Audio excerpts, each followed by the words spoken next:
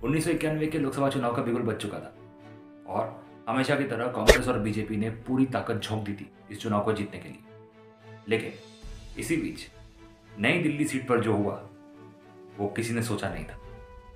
स्वागत है आप सभी का आज तक के सबसे दिलचस्प लोकसभा मुकाबले की कहानी में। 1991 का लोकसभा चुनाव उस समय हुआ जब देश में एक बदलाव की लहर चल पड़ी थी, जहां पर कांग्रेस देश की सबसे बड़ी पार्टी तो थी, लेकिन अब वो अपने बलबूते पे पूर्ण बहुमत हासिल नहीं कर पा रही थी। उसे सहयोगियों की जरूरत थी। तो वहीं पर भारतीय जनता पार्टी एक मजबूत विपक्षी दल तो बन चुका था, मगर अब भी सत्ता में आने का उसका सपना थोड़ा कठिन ही लग रहा था। ऐसे में नई दिल्ली सीट पर वो हुआ जो शायद किसी ने सोचा नहीं था। टिकट बंटवारे के दौरान बीजेपी ने यह समझा कि नई दिल्ली सीट से श्री लालकृष्ण आडवाणी को मैदान में खड़ा करना सही रहेगा। यह एक अच्छा निर्णय भी था क्योंकि बात दिल्ली की थी और आडवाणी जी राम रथ यात्रा के बाद बेहद लोकप्रिय हो चुके थे। उम्मीद यह थी कि सामने कांग्रेस अपने किसी बड़े नेता या किसी लोकप्रिय चेहरे को उतारेगी, लेकिन सभी को चौंकाते हुए कांग्रेस ने मैदान में उतारा हिंदी सिनेमा के पहले सुपरस्टार यानी कि राजेश खन्ना। जिंदगी बड़ी होनी चाहिए, लंबी नहीं। हद कर। अब राजेश खन्ना जी का नाम आते ही बीजेपी का गेम प्लान कुछ तो गड़बड़ा गया, क्योंकि बीजेपी के लिए बेहद जरूरी था कि उनके शीर्ष के नेता अटल जी और आडवाणी जी अपने अपने चुनाव जीत करके लोकसभा पहुंचे। तो बीजेपी कोई रिस्क नहीं लेना चाहती थी और ना ही आडवाणी जी। इसीलिए आडवाणी जी ने दो पर्चे भरे, यानी कि दो जगहों से चुनाव लड़ा, एक नई दिल्ली और साथ जुड़ गया नाम गांधीनगर गुजरात का। बात स्पष्ट थी, राजेश खन्ना जी के सामने आते ही कहीं ना कहीं पर बीजेपी को भी उनकी लोकप्रियता का अंदाजा था और चुनाव में हारने का, यदि मैं डर ना भी कहूं तो एक एहसास जरूर था। दोनों ही नेताओं के पास अपने अपने प्लस पॉइंट्स थे। जहां पर आडवाणी जी की शक्ति थी उनका राजनीति का ढेर सारा अनुभव, राजनीति की गहरी समझ और हाल ही में हुई राम मंदिर की एक बेहद सफल कहानी।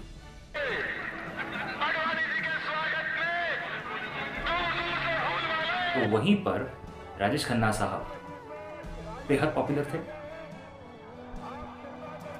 राजीव गांधी जी के दोस्त थे, इसीलिए कांग्रेस के बड़े बड़े नेताओं का उनको समर्थन प्राप्त था और उनकी भाषा शैली, उनका बोलने का अंदाज एक काका जी का टिपिकल जादू।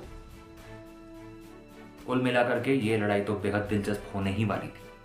मैंने तुझे से कई चांद देखे हैं,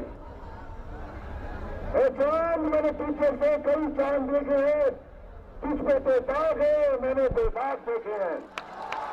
ओवरऑल बात की जाए तो क्योंकि ये चुनाव 2 साल बाद हो रहे थे, यानी कि 1989 में जो सरकार बनी थी वो अपने 5 साल पूरे नहीं कर पाई थी। ये चुनाव मिड टर्म इलेक्शन थे, तो जनता के पास जो पहला सबसे बड़ा विकल्प था वो थी कांग्रेस।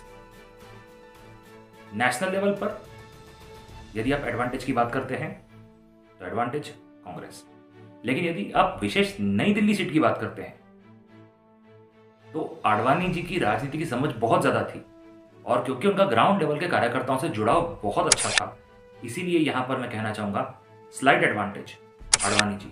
हालांकि केंद्र में बीजेपी बहुत डैमेज कर सकती थी, कितनी कोई नहीं जानता था, और नई दिल्ली सीट पर यही बात राजेश खन्ना जी पर लागू है, वो कितनी डैमेज कर सकते थे या करने वाले थे ये भी कोई नहीं जानता था। इसीलिए ये चुनाव एक बदलाव की आहट था। दोनों ही नेताओं का कैंपेन जबरदस्त था।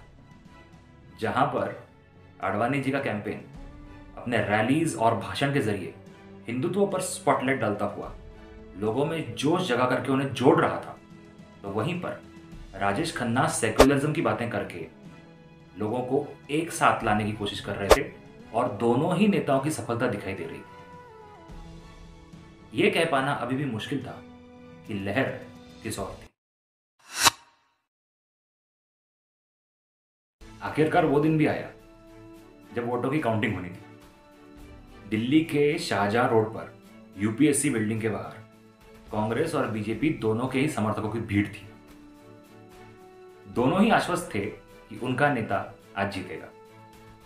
उस समय कोई ईवीएम नहीं होती थी, तो काउंटिंग बैलेट पेपर्स की होने वाली थी।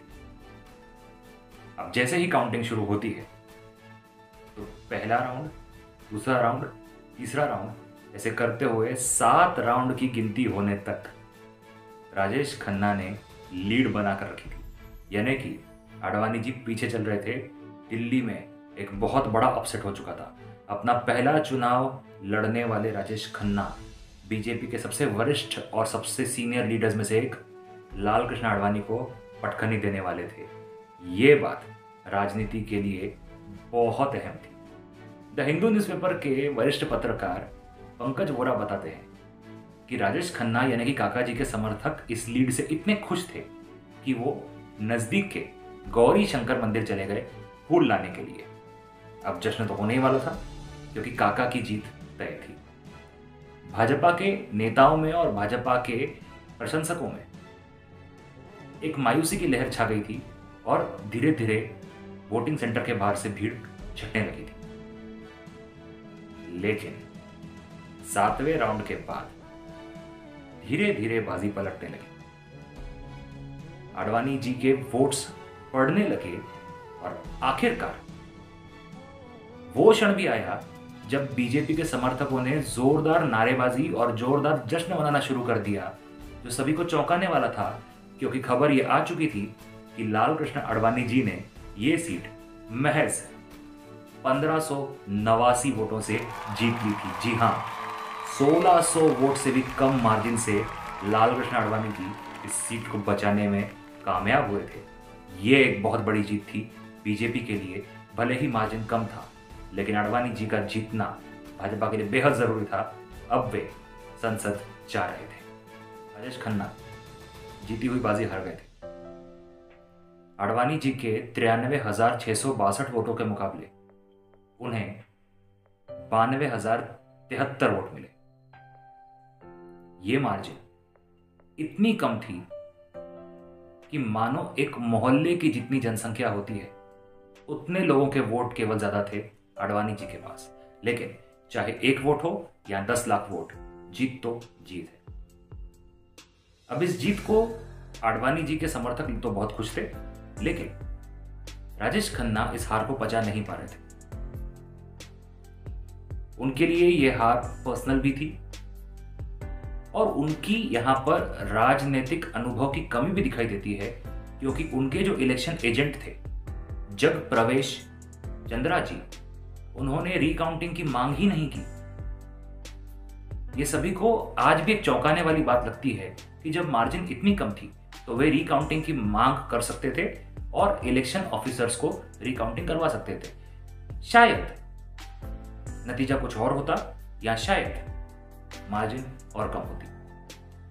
जो भी कुछ हो,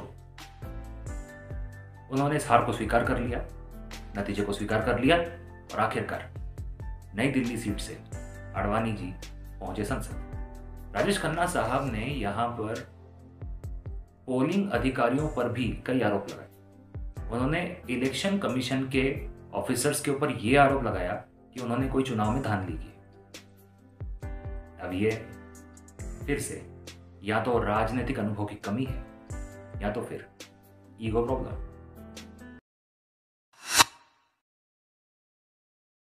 इसके बाद क्या हुआ? आडवाणी जी के लिए यह चुनाव बेहद खास था क्योंकि वो दोनों ही सीटों पर जीत चुके थे। नई दिल्ली की कहानी मैंने आपको बताई और गांधीनगर सीट पर उन्हें इससे भी बड़ी मार्जिन, एक कन्विंसिंग विक्ट्री मिल चुकी थी। अब जैसा होता है, यदि कोई नेता 2 सीटों पर चुनाव जीतता है तो उसे 1 सीट रिटेन करनी होती है, यानी कि रखनी होती है, और 1 छोड़नी होती है। तो भविष्य के मद्देनजर आडवाणी जी ने यह निर्णय लिया कि वो गांधीनगर की सीट को रखेंगे और नई दिल्ली सीट को छोड़ेंगे। ये बात फिर से बताती है कि आडवाणी जी और बीजेपी के मन में यह बात जरूर थी कि यदि अगली बार फिर से राजेश खन्ना सामने आ गए तो शायद नतीजा विपरीत भी हो सकता है। भले ही राजेश खन्ना ये मुकाबला जीते नहीं थे, लेकिन जिस तरीके की फाइट उन्होंने दी थी, ये सचमुच में किसी का भी हौसला कमजोर करने के लिए काफी थी। ये सीट खाली हो गई। तो 1992 में यहां पर हुआ उपचुनाव। अब फिर से ये बात दिलचस्प है कि कांग्रेस ने अपनी तरफ से फील्ड किया राजेश खन्ना को। तो इस रिक्त स्थान पर बीजेपी किसे उतार दी? तो एक सुपरस्टार के सामने बीजेपी ने निर्णय लिया एक और बड़े स्टार को उतारने का, यानी कि बीजेपी ने जिस कैंडिडेट को टिकट दिया वो थे शत्रुघ्न सिन्हा। बाबू मोशाय के सामने बिहारी बाबू। उससे कह देना छेनू आया था, बहुत गर्मी है खून में तो बेशक आ जाए मैदान में। लेकिन चूंकि राजेश खन्ना साहब का एक बहुत बड़ा वोट बैंक तैयार हो चुका था, पिछले बार जिन वोटर्स ने उन्हें वोट किया था उनके साथ साथ कुछ और वोटर के साथ जुड़ चुके थे, और अनफॉर्चुनेटली इस चुनाव के समय पर पूर्व प्रधानमंत्री श्री राजीव गांधी नहीं थे। उनकी हत्या हो चुकी थी, तो जनता के बीच में एक सिंपैथी भी थी। ऐसे में एक नए नवेले कैंडिडेट शत्रुघ्न सिन्हा जी के लिए इस सीट पर लड़ना कठिन ही होने वाला था, और आखिरकार वही हुआ। राजेश खन्ना ने इस उपचुनाव को बड़े आराम से कन्विंसिंगली 28,000 से ज़्यादा की मार्जिन से जीत लिया। 1,01,000 वोट से ज़्यादा उन्हें वोट मिले, जबकि शत्रुघ्न सिन्हा काफ़ी पीछे रहे। ये शुरुआत थी एक नई कहानी की। इसके बारे में फिर कभी बात करूंगा। अभी के लिए 92 में ये उपचुनाव जीत करके फाइनली राजेश खन्ना साहब पहुंचे लोकसभा, और 1996 तक, यानी कि बचे हुए 4 साल तक वे लोकसभा के सांसद रहे। बाबू मोशाय, फॉलोअर्स की लिस्ट लंबी नहीं, बड़ी होनी चाहिए। हद करते हो। अगर ये एपिसोड अच्छा लगा है तो लाइक, शेयर और सब्सक्राइब करने में बिल्कुल कंजूसी ना करें, और जुड़े रहें फायर नाइस बातों बातों में। इससे कहानियाँ जारी हैं, अगली बार देखेंगे इस नए विषय की बारी।